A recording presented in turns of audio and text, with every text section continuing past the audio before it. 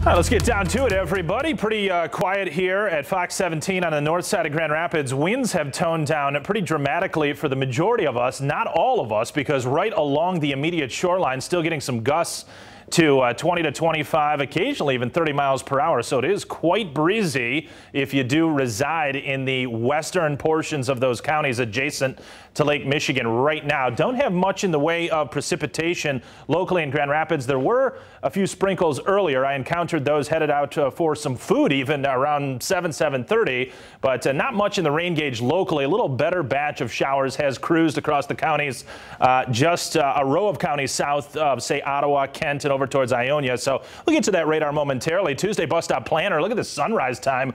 Boy, it is dark there as you wake up at 7:30. Getting ready to head off to work. It's dark pretty late now, but we're getting close to that time. I'll have to check. What is it? Is it this coming weekend or the following where we push those, take the clocks back, I should say. So to check in on that. Sunset at 6:33 tomorrow afternoon, 37 degrees at 9 a.m., 42 at noon, and 45 in the afternoon. I think we're kind of going between partly sunny and mostly cloudy skies, depending upon where exactly you do reside, and a drop, perhaps a flake in the morning, more like just a spotty shower as temperatures migrate into the lower 40s there at midday. A lake effect rain or snow shower between now and really Wednesday afternoon or evening, certainly a possibility, but nothing accumulating.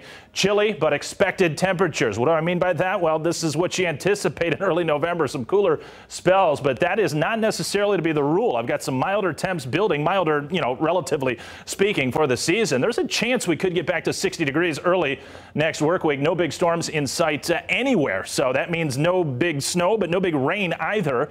And this is the pattern. This is the map from the Climate Prediction Center, which takes into account a whole array of models, throws them into a pot, stirs it up, and you get this consensus, which does show above normal temperatures. Now, granted, these oranges and reds are not real deep in nature, so not looking at, way above normal temperatures the next couple of weeks, but we will start to build it back in later this work week into the next weekend and that week that follows just a bit as 50s will become common, and we may in fact get back to 60 plus. It's a possibility, as I said, early next week. I mentioned those winds brisk along the immediate shoreline, gusting to 20 or 30 miles per hour. Temperatures running in the lower 40s for the majority of us. 39, the cold spot in Coldwater, actually Big Rapids toppling that at 37. Along the immediate shoreline, we're getting some milder temps somewhat in the middle 40s. Low temperatures tonight dropping back into the 30s. How about low temperatures by Wednesday morning, dropping back to about 29 or 30 degrees. So it will be even cooler at that time. Just a little spittering and spattering of some sprinkles, and maybe eventually a flurry or two mixing in overnight tonight. We've got a trough of low pressure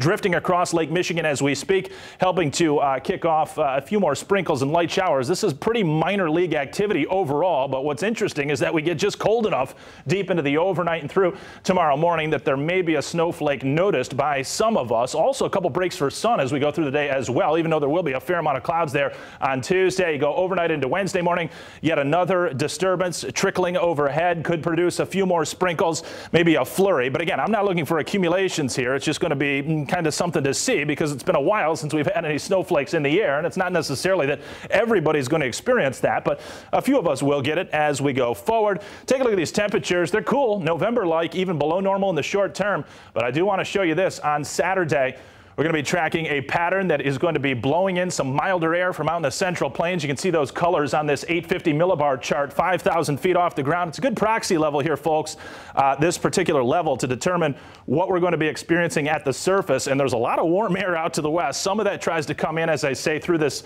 back half of next weekend and beyond. So there's an outside shot. We may, in fact, get back to 60 degrees there. Stay tuned on that. Bottom line is no big systems anywhere in sight here. Max and Aaron, you track maybe a snowflake the next couple days, then it's out of here. Not too bad into next weekend. All right, thanks, Anthony. The Supreme